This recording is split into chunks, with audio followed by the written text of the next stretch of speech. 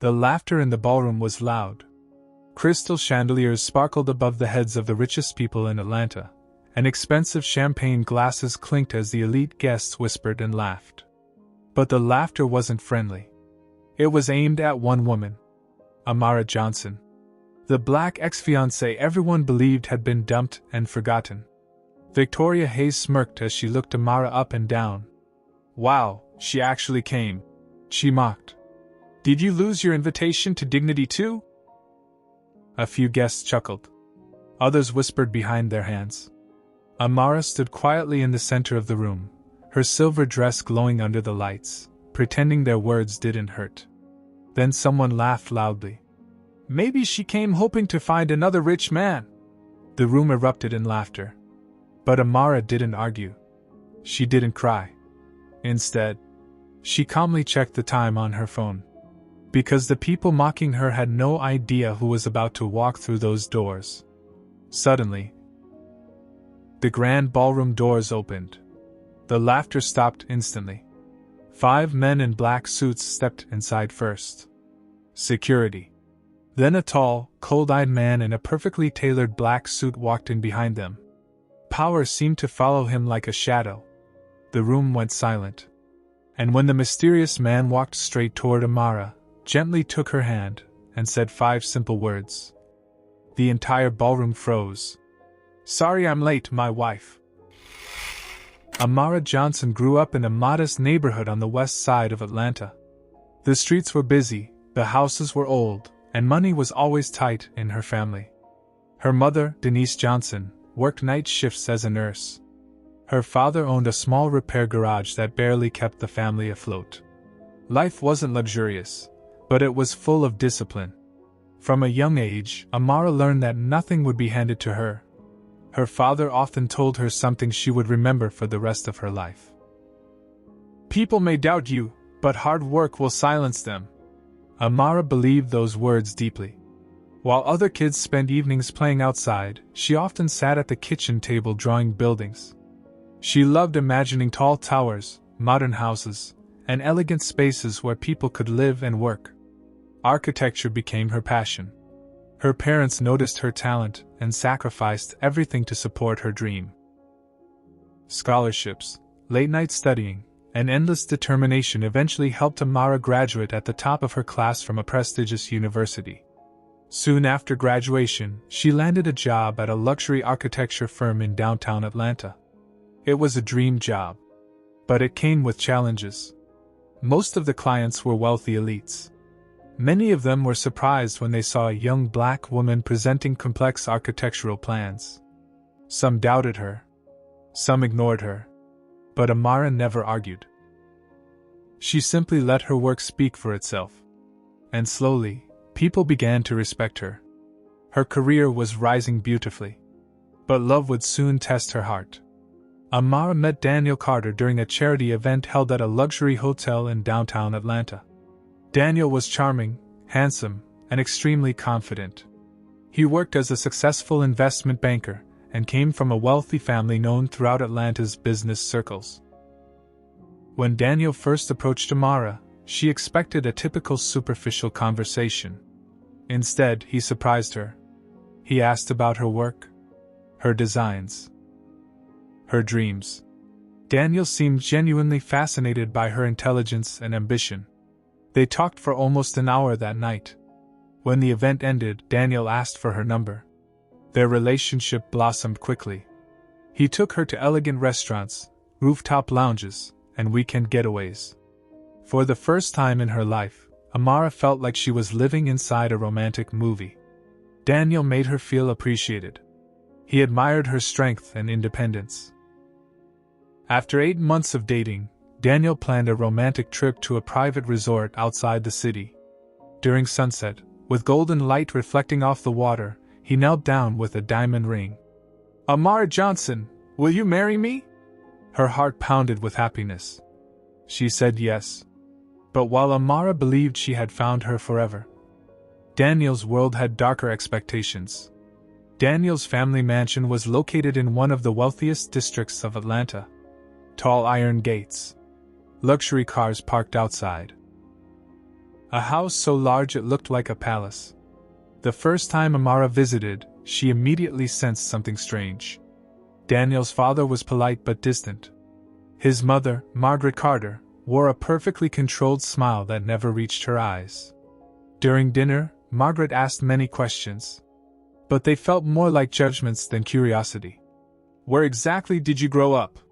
What do your parents do? And your family connections?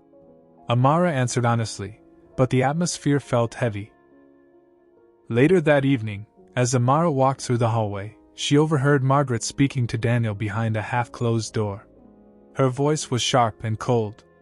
That girl does not belong in this family. Daniel tried to defend Amara, but his mother continued. You have a reputation to protect. You should marry someone who fits our world. The words cut deeply.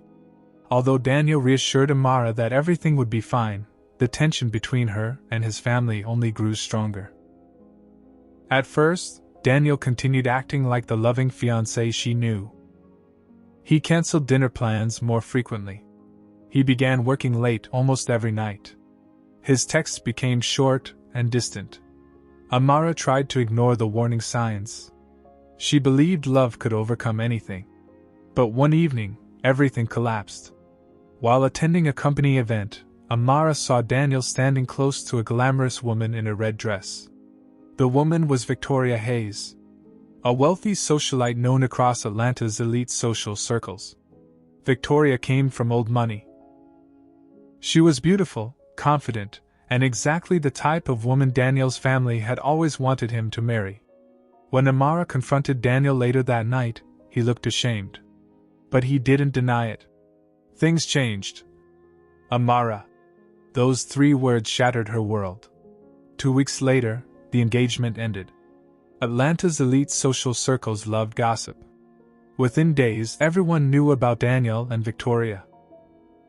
Many people whispered that Amara had been foolish for thinking she could marry into the Carter family. Some mocked her quietly. Others openly. Amara never responded. Instead, she buried herself in work. But deep down, the pain remained. Every place in the city reminded her of Daniel. The restaurants they visited.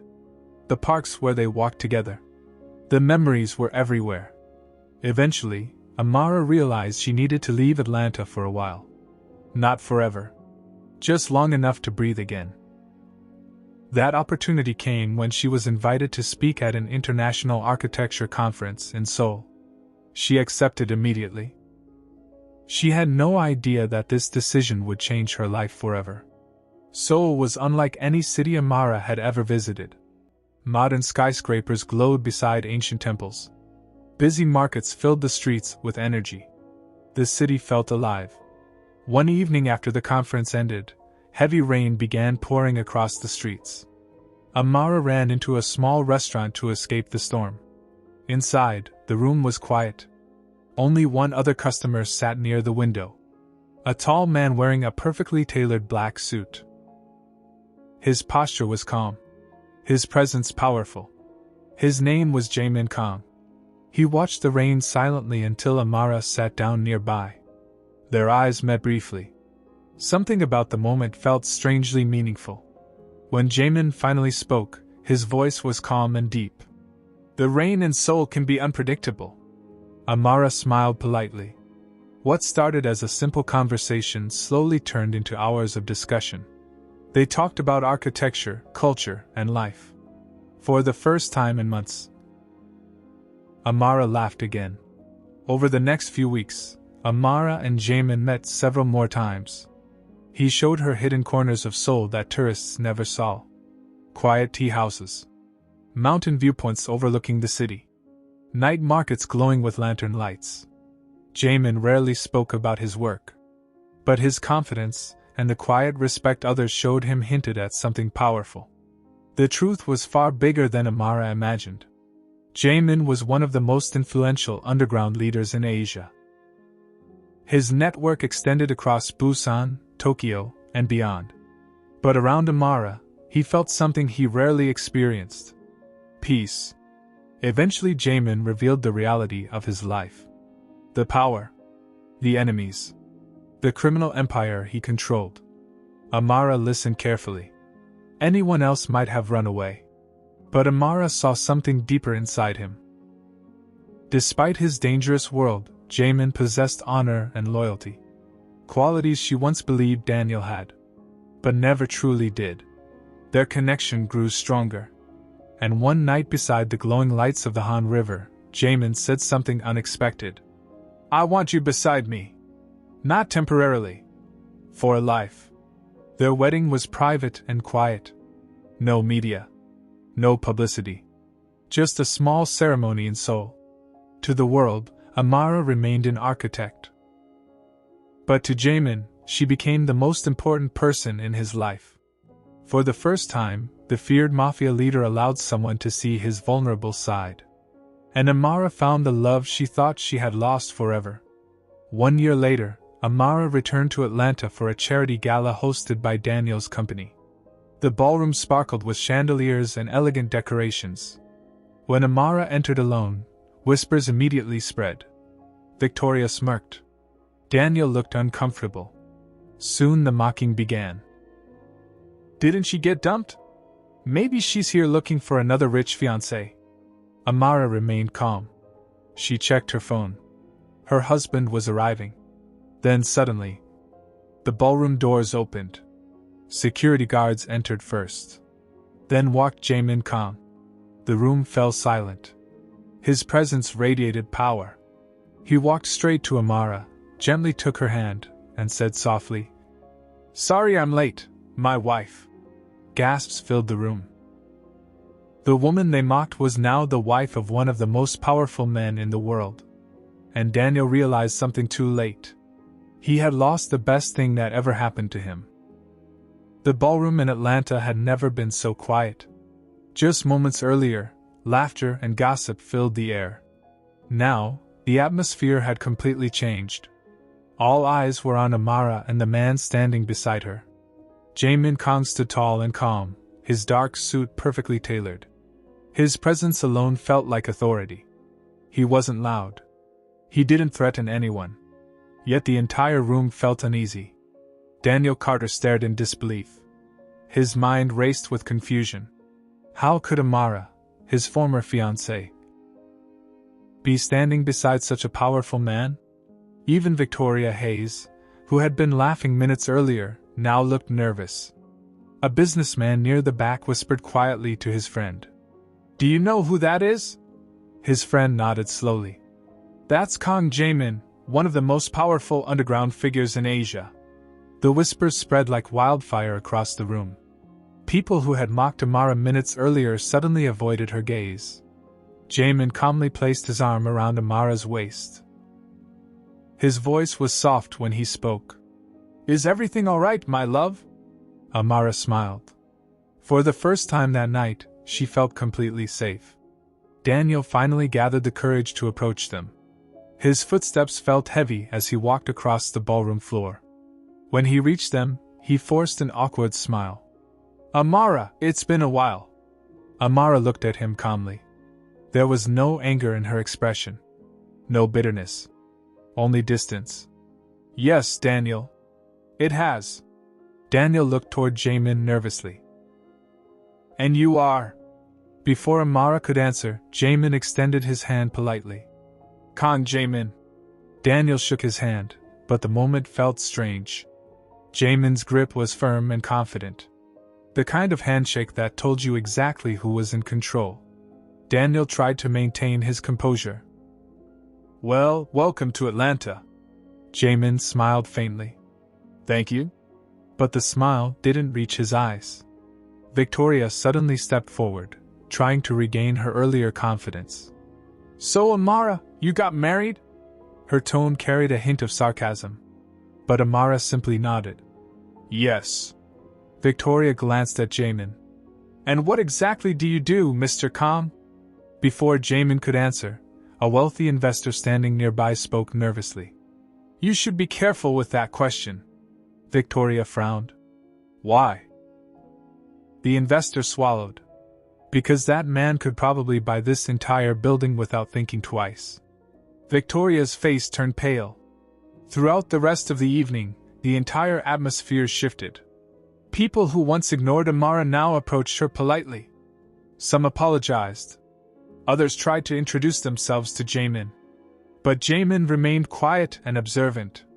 He wasn't interested in impressing anyone. His attention stayed mostly on Amara.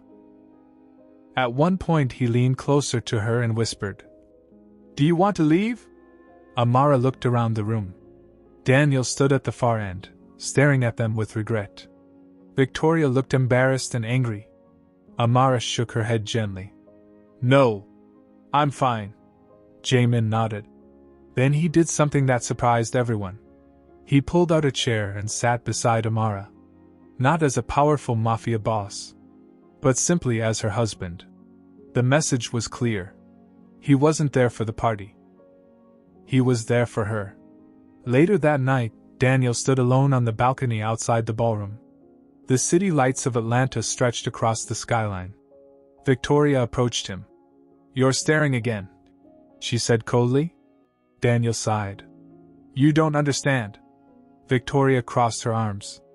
"Oh, I understand perfectly." Daniel shook his head. "No, you don't." For the first time since their relationship began, Daniel realized something painful. Amara had never cared about wealth. She loved him for who he was. And he had thrown that love away for social approval. Now she was standing beside a man who clearly valued her more than he ever did. Victoria looked irritated. "You're not still thinking about her, are you?" Daniel didn't answer. But the silence said everything. As the night came to an end, Amara and Jae-Min prepared to leave the gala. Their car waited outside the building. A sleek black limousine surrounded by security. Before entering the car, Jae-Min turned toward Amara. "Did tonight upset you?" Amara thought for a moment. Then she shook her head. "No." "Why?" She smiled softly. "Because I realized something." "What?" Amara looked at him. "The people who laughed at me tonight don't matter anymore." Jae-Min nodded. "That's good." She leaned closer and whispered playfully, "But next time, try not to scare an entire ballroom." Jae-Min chuckled quietly. "I didn't do anything." Amara laughed. "Exactly.